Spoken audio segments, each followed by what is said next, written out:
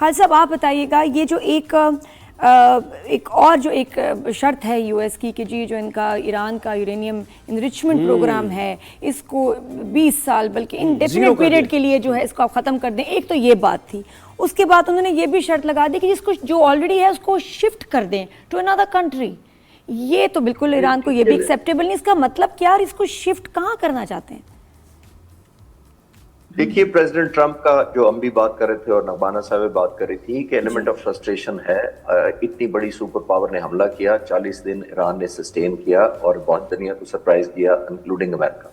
अब president Trump, जाहिर है आपने देखा कि पॉपुलैरिटी बुरी तरह गिर रही है। डेमोक्रेट्स जाहिर है बहुत ज्यादा क्रिटिसाइज कर रहे हैं। रिपब्लिकन भी इटसेल्फ पार्टी कह रही है प्रेसिडेंट ट्रंप को कि आपने तो 2.5 साल बाद चले जाना है, हमारी पार्टी अगला इलेक्शन कैसे लड़ेगी, क्योंकि आप जस्टिफाइड वॉर छोड़े, किसी तरह की भी वॉर का खिलाफ थे और आपने ये क्या किया। नंबर 1, अब एक वॉर ट्रॉफी प्रेसिडेंट ट्रंप दिखाना चाहते हैं बैक होम कि ये मैं जीत कर आया हूं in the form of nuclear dust. अब न्यूक्लियर डस्ट कुछ भी नहीं है सवाए वो समझे किया जिसको वो कह रहे हैं।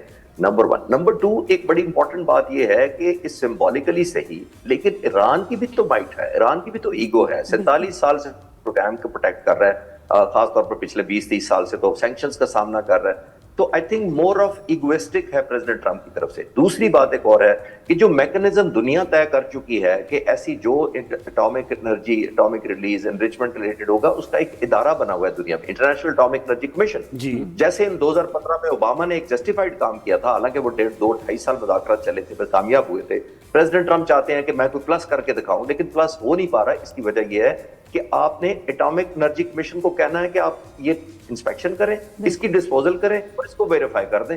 That makes lot of logic to anybody. लेकिन क्योंकि प्रेसिडेंट ट्रंप चाहते हैं कि मैं अब अपने बैक होम कुछ लेकर जाऊं, तो वो तो ईरान देने वाला नहीं लगता। वो वहां पे नो गो या नो स्टार्टिंग हो जाएगा कि ईरान कहेगा कि इतनी इंसल्ट, जैसे मैं पिछली दफा कह रहा था कि adding insult to the injury, वो कहेंगे कि ये तो एडिंग इंसल्ट है कि आप हमें कहेंगे कि न्यूक्लियर डस्ट में लेकर जा रहा हूं। तो आई थिंक प्रेसिडेंट ट्रंप चाह रहे हैं समथिंग टेंजिबल, जिसको वो मीडिया परसेप्शन और ट्वीट्स और ट्रूथ के अलावा कुछ साबित कर सकें, लेकिन ईरान ऐसा लेने बड़ी नहीं ट्रिकी सिचुएशन